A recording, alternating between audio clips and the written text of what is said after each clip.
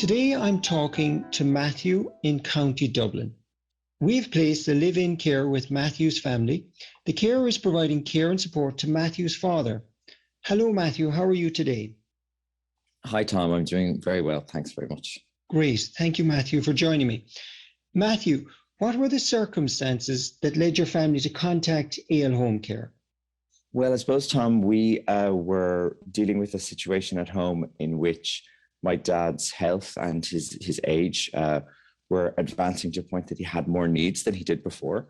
And one of the big things for us was that my dad has Parkinson's, and that, as time goes on, ends up meaning that your relative has more needs in terms of their physical movement, as well as cognitive changes as well. But I suppose the first thing we realized was that Dad needed someone around to make sure he was moving safely and behaving safely, as well as needing companionship when we weren't able to be there, as well as, meals and comfort and that kind of a thing. So we realized that we couldn't provide those things 24/7. So we started to look into options for how we might be able to support my dad when we couldn't be there. And how did you come across AL Home Care? If I recall, it was tough enough to find an agency or set of resources like the ones that AL Home Care does have, because we were inquiring, I suppose, anecdotally with family friends or friends of friends that we heard might be in a similar situation.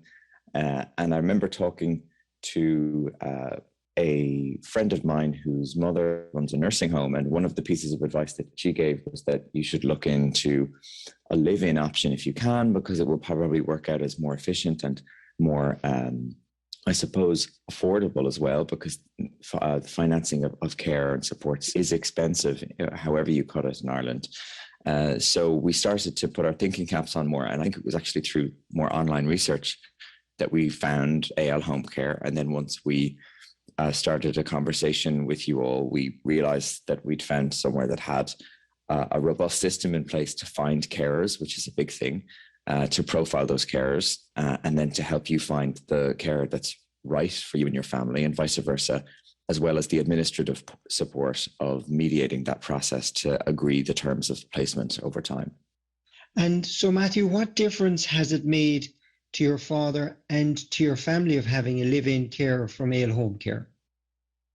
Oh, it's made all the difference, Tom, because for our perspective as family members, it's sort of the only way you can have peace of mind when you're leaving your loved one on their own, because you have to go to work or you have to go to a particular event, or maybe you need a break in and of yourself to see people in your lives. And because you have to be honest with yourself that you can't be there all the time. And when you have someone whose job it solely is to be looking after your loved one, then you have peace of mind, because you know that there's someone who's responsible and who's enthusiastic about their role of looking after your dad, in my case. And you really can't buy peace of mind. It's just huge, and it offers you flexibility in your life to be able to balance your own working life and social life alongside your family life, which is just as integral of looking after someone. So that's been huge. And then for my dad, he has a companion with him regularly throughout his routine. And that is so important for his safety. It's so important for someone getting to know his day-to-day health. As we all know, you have to monitor someone's health as they get older, and it's really important to talk to your carer on a regular basis about how your loved one is doing. So that's so important, that there's someone who's so consistently involved with his care. So it's so good for him medically in that sense. And then the big thing is that my dad has wonderful friendships with his carers. That's been so important. And I think there's a lot of very genuine warmth and love really between our family and our carer. And, our carer has just become a part of our family really, and a member of our household, because they're so integral to how our family is able to run. So there are huge benefits for all involved, is what I would say. What advice, Matthew, would you give to a family who might be struggling right now with the care needs of an elderly relative?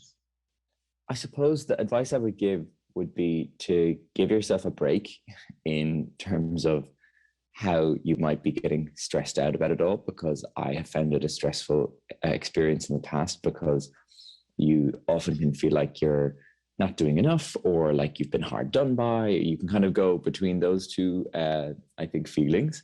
But I think the most logical thing you can do is to sit down with the other members of your family, if you have other members in your family. And if not, sit down with a trusted friend or family or extended family member. And I would recommend that you write down or even just vocalize what are the needs that you have in your household. And namely, what are the needs that your loved one has? What do they need physically? What do they need cognitively? What do they need in terms of their nutrition? And how much time do all of those things take? And then be honest with yourself about what are the needs that you can meet as the family member, or how often can you meet those needs in the routine of a week? You have to think in terms of how will a week go in our house, and how will everyone be cared for? You have to look at it holistically. So you need to be honest about what the needs are and how many of those needs you can meet. And you'll probably then find that there's a gap between what you can do versus what is needed. And that, for me, would be an indication that you simply need help. We all need help. And it means that you could easily need the help of a carer, of a full-time carer, of a part-time carer, of someone that is living or maybe not. But for us, that was definitely the solution. And in lots of ways, it was our only solution. And it was particularly a solution that meant my dad was staying at home and we were staying at home with him and spending a lot of time with him in our own home, which I know is very important to a lot of people. So I think that would be my advice. Well, that's very sound advice, Matthew. So Matthew, thank you so much for taking the time out of your day to talk to me today. And I'm sure families will really appreciate and benefit from listening to your story. Thank you, Matthew. You're so very welcome. I think if there's just one thing I want to add, when you were asking about what the difference would make to my dad when we got a carer, which I should say is, you know, our relationship with our carer has become wonderful. I would say she's like a member of our family now. And there's also great friendship and support there. And I've seen firsthand a really gorgeous friendship between my dad and our carer. So that's one of the best things you can have in life at all, and certainly one of the best things someone can have if they're in need of care as well. So I thought I'd just add that. Thank you, Matthew, and it's a very important point. So thanks again, Matthew, and I hope you'll have a lovely day, and I hope the placement will continue to be successful. You're very welcome, Tom. Thanks for inviting me to chat. Thank you, Matthew.